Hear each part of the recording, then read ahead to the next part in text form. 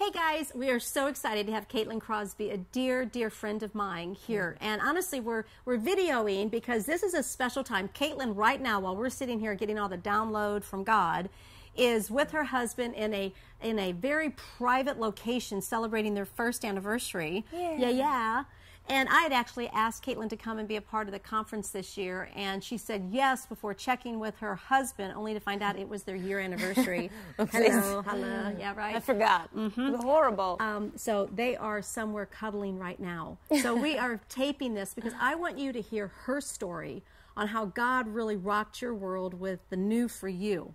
And I just have to say, we love these guys, and we were able to do your premarital counseling, and Phil and I adore you guys, and you mean the world to us. So I want to just introduce you to Caitlin, and she's, gosh, I mean, Caitlin Crosby, you'll always be that to me. But I want you to hear her story and how God developed your heart and gave you a heart for really women and what he's doing with you with your project. So I'm proud of you. I love you. Would you just share your story? Yeah. Hi, guys. So I wish I was there with you guys. All my best friends are there. Like Virginia was my maid of honor. I was hers, etc.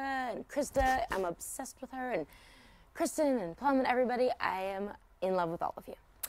Anyway, so my story is born and raised in Los Angeles. Both my parents are in the entertainment industry. And my mom was an actress and a model, and she was on Chips. So I know maybe some of you ladies are a little jealous because she got to make out with Eric Estrada. No big deal. And my dad manages actors, and so because I kind of grew up around that, it was only normal to get involved with acting because it was everywhere. So I grew up doing that, and because of that, I was going on auditions all the time. But part of being an actor is you get rejected 99.999% of the time, sometimes 100% of the time, and had really struggled with body image issues and everything. So because I saw all the airbrushing that was going on, I did this one movie once years ago, and the movie poster, which I think they'll cut to a clip of, the movie poster, they literally cut out my face and pasted it on someone else's body. It wasn't even like they had something to work with that they, like airbrushed. They couldn't even like airbrush or like stretch me out a little bit. And it's like, no, let's just cut her face out and put it on someone else's body, 100%. It's like, oh, thanks. That makes me feel great about myself. So I met a girl in that, doing that movie named Brie Larson, this amazing actress. And we started this website called loveyourflaws.com with a Z. And I started going around the world, and I started taking literally thousands and thousands of pictures of people holding up signs that said things like, my cellulite is hot. My acne is sexy. The stretch marks are the mark of a mother. My chemo-fried hair is beautiful. My love handles rock, etc. And I got a little obsessed with it, and I took literally thousands of pictures. And then my first record, I'm a singer also, so my first record was called Flaws, and I had a song called Imperfect is the New Perfect. So as you can tell, I was very obsessed with the subject. And on the merchandise table on tour, you sell different things like CDs and T-shirts and whatever. Everything on there said, love your flaws. So one day, I was in New York passing through on tour, and I saw, the hotel key was an actual key, but nowadays, they're usually credit cards, but this was an actual key, so I thought it was cool, so I put it around my necklace, around my chain, and I got compliments on it all the time. And one day I was at a locksmith, and the person in front of me got numbers engraved, and I said, oh, do you have letters by any chance? Can you engrave Love Your Flaws on a key? And then I saw all these old used keys on the side, and I said, oh, while you're at it, can you engrave all these different keys with different inspiring words like hope, love, faith, dream, believe, strength, fearless, let go. This one says new, no big deal, N-E-W, new. We'll get to that later. Anyway, so this locksmith engraved them all, and then I started selling them on tour, and then every night they would sell out, like more than my CDs, and I was like, thanks for coming to my show, guys, and buying all these key necklaces. And so then I was like, you can get like one free CD with the purchase of a necklace.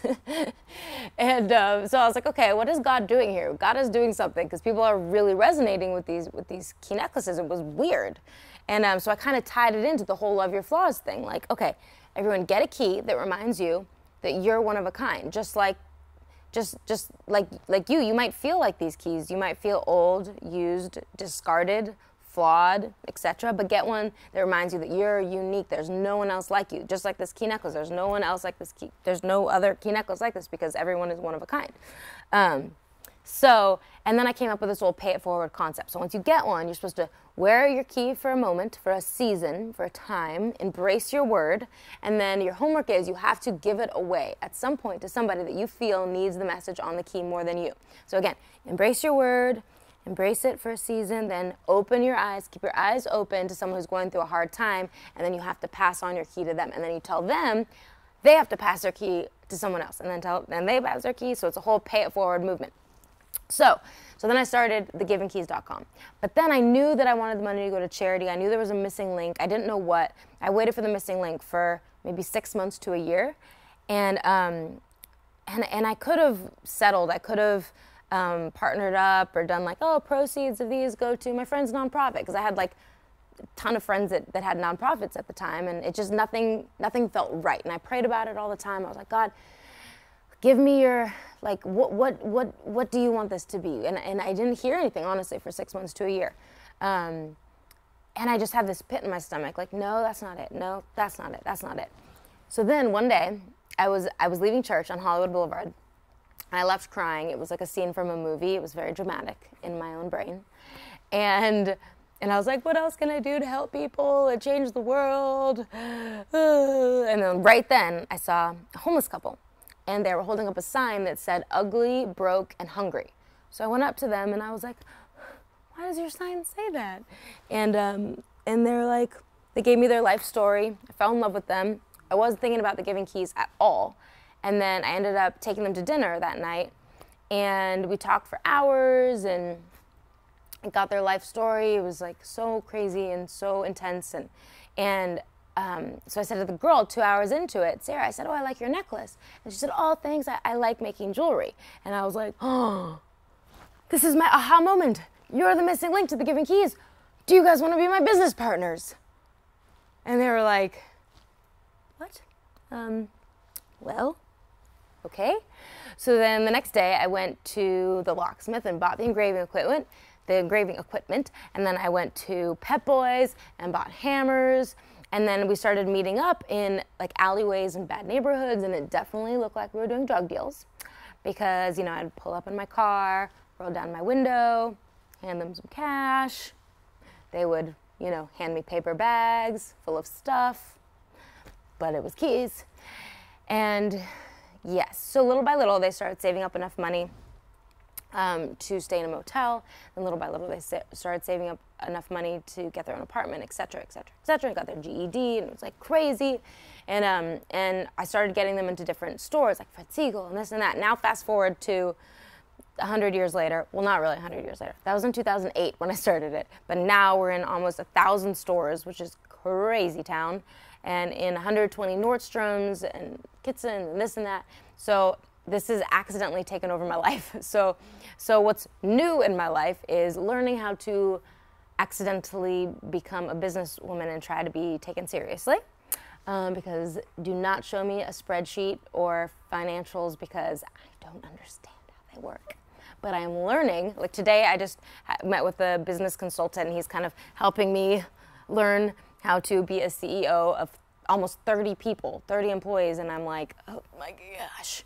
So that is definitely what is new in my life because I grew up in entertainment. I only knew how to like sing and dance and tap dance and audition in these rooms, which again was super destructive, which is a blessing in disguise, even though for me it felt like I was a failure. And I still struggle with that. That's still something that I have to battle, feeling like I didn't make it. Even though I worked in that world more than a lot of my other friends that were trying to do it, still to me and the expectation that I put on myself, even though I was praying the whole time, like, I surrender, God, your will be done. I surrender, I give it all to you. I give you my dreams.